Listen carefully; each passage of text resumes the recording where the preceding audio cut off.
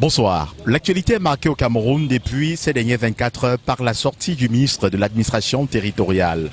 Paul Atangandji met en garde les leaders de partis politiques de l'opposition sur des propos tendancieux pouvant exciter les Camerounais à la révolte. C'est vrai que le ministre ne les a pas cités nommément, mais dans son discours, on peut comprendre qu'il s'adresse à Cabral Liby et à Maurice Kamto. Quelle peut être l'opportunité d'une telle sortie du ministre Paul Atangandji qui a habitué les Camerounais depuis la dernière élection présidentielle 2018 à des provocations pareilles? Écho 237 passe la parole à l'homme de la rue. Écoutons plutôt. Déjà, je vais dire qu'elle est très maladroite. Il ne prône pas la paix parce qu'en réalité, ça n'arrange pas le système en place. Il veut pousser les Camerounais à se révolter, à sortir dans la rue. Parce qu'il outrepasse les lois. En fait, il joue le rôle de celui qui l'a nommé à son poste. Parce que depuis qu'il le fait, on ne le réprimande pas, il n'a pas de sanction et en plus, il ne démissionne pas. Donc, on l'encourage d'une autre façon. Et maintenant, c'est à nous, le bas peuple, à dire non, ça en est de trop et puis on n'en veut plus. Paul Atangandji également qui rappelle à l'attention justement de ces opposants-là que la fameuse formule camerounaise, mes chers compatriotes, est dévolue au chef de l'État. Et il demande à ses opposants de ne plus utiliser cette formule-là. Comment trouvez-vous justement une telle interdiction? Je ne peux que dire qu'on doit se référer au code pénal français que nous utilisons ici. J'ai vu les Mélenchon, les Marie Le Pen dire « chers compatriotes, français, françaises ». Elles n'ont jamais eu reçu de répression venant d'Emmanuel Macron. Donc ce que je peux dire, c'est que ce que Atangandji est en train de faire, on lui demande de le faire. Ou alors il le fait parce qu'il sait qu'il ne sera pas poursuivi par son maître. Que pensez-vous justement de ceux qui estiment que Paul Atangandji est exactement en train de jouer le rôle trouble pour que l'opposition qui visiblement est en train d'aller vers cette élection-là à venir en rang serré, de vouloir coaliser peut-être pour pouvoir faire front face à la machine RDPC, que Paul Atangandji est véritablement en mission envoyée par ce parti politique au pouvoir pour distraire justement le peuple? Pour moi, je vais demander à l'opposition de ne pas se laisser distraire. Plus que jamais, nous sommes unis. Nous voulons un changement. Il y a un vent de changement qui souffle dans ce pays. Exactement ce qu'il faut faire, c'est de rester soudés. La sortie de Paul Atangandji, pour moi, c'est une sortie un peu déplacée. C'est une sortie de menace. Mais en face de lui, il a fait à deux grands opposants, tels que l'honorable Cabral Liby et le professeur Maurice Kamto. Est-ce que vous pensez que ces propos vont un peu, je vais dire, fragiliser l'action et la détermination de ces leaders qui sont déterminés à aller jusqu'au bout et pourquoi pas de manière coalisée pour renverser le régime en place? Oui, en réalité, c'est l'objectif. C'est l'objectif, mais sauf que cette fois-ci, en face de lui, il a fait pour une fois, des vrais opposants qui savent sur quel pied danser, qui savent ce qu'ils sont en train de faire, qui maîtrisent non seulement le droit, et qui maîtrisent la machine en place. Paul Atangandji qui rappelle justement à ces opposants-là que s'ils persistent à vouloir toujours tenir des propos de nature à exciter les Camerounais à la révolte, à la rébellion, des mesures ou alors des poursuites judiciaires seront enclenchées contre eux. N'est-ce pas une menace qui puisse véritablement fragiliser ces leaders-là? Est-ce que Kamto et Maurice Kamto et Cabral Liby vont toujours perdurer dans cette même lancée? Si, je pense qu'ils vont perdurer. Si ce n'était pas le cas, c'est ceux qui ne sont pas toujours en train d'aller dans cette même lancée. Et je pense que nous sommes dans un pays de droit jusqu'ici. Le professeur Maurice Kamto est un homme de droit. Cabral Liby connaît ses droits. Je pense que si le ministre Atangandji décide de poursuivre ces deux opposants-là, la justice pourra faire son travail et on verra qui a tort ou bien qui a raison. C'est vrai que Paul Atanga Nji a parlé des dérives à travers les propos tendancieux incitant à la rébellion, menace de mettre le pays à feu et à sang. Vous avez certainement suivi le discours de Maurice, de Cabral Libby, l'honorable Cabral Libby, le 19 mai, et vous avez suivi certainement la conférence, ou alors certains extraits de la conférence de presse donnée par Maurice Kamto, où il parlait de coup d'état constitutionnel qui serait en préparation. Est-ce que dans ces propos-là, vous avez vous-même aperçu certains discours excitant véritablement à la révolte? Personnellement, non. Personnellement, non. Chacun a sa manière d'appréhender la chose. Pour moi, je pense qu'il n'a fait que dire ce qui est vrai, ce qu'on vit, ce qui est réel. Quitte à chaque Camerounais de comprendre la chose comme il entend.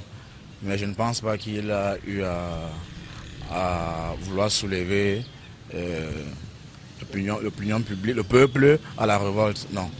Je pense qu'aujourd'hui, chacun est maître de son destin.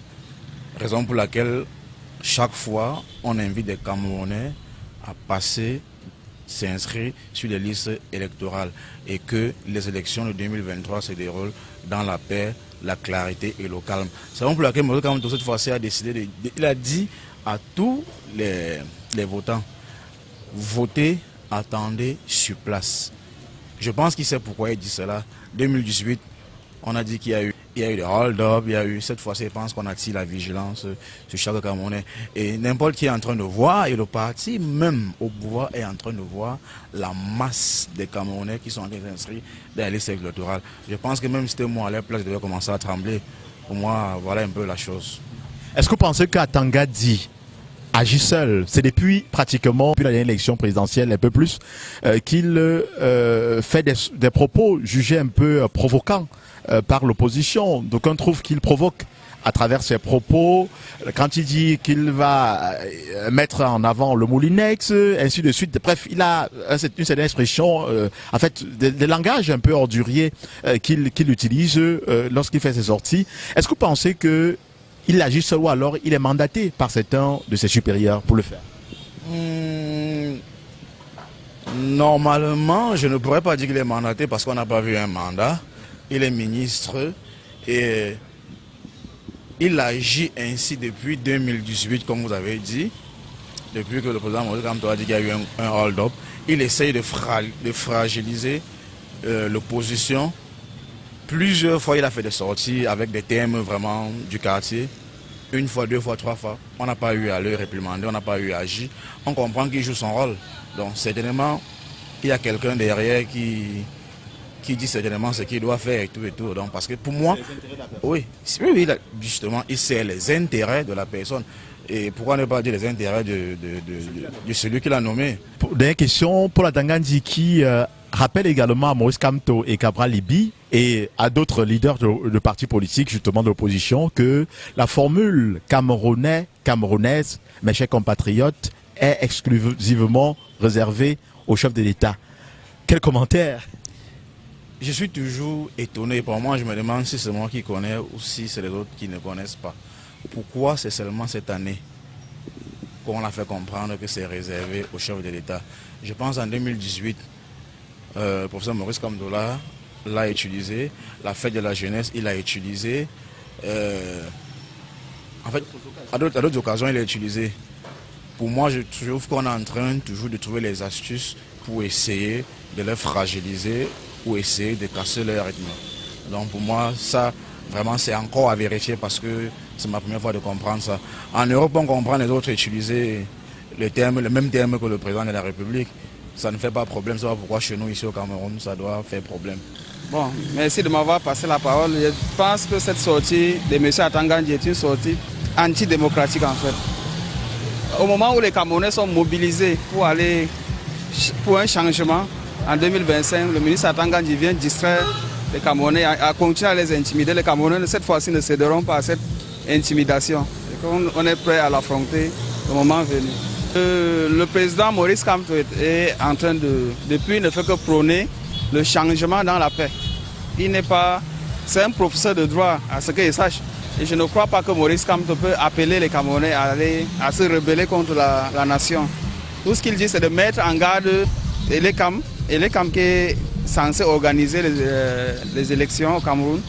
les mettre en garde contre le hold-up électoral comme ça s'est passé la dernière fois en 2018.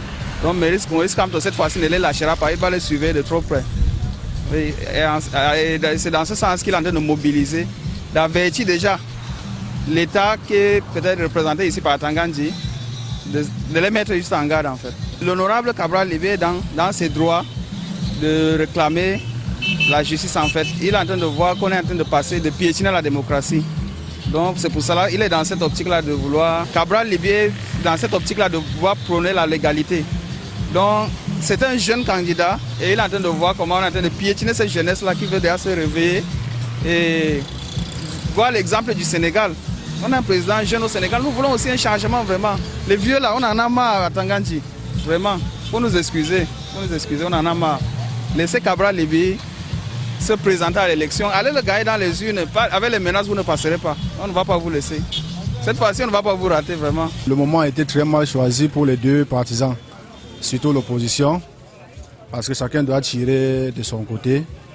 Et le ministre en question, qui est, bon, disons, du régime, les met en garde afin d'éviter le chaos en question.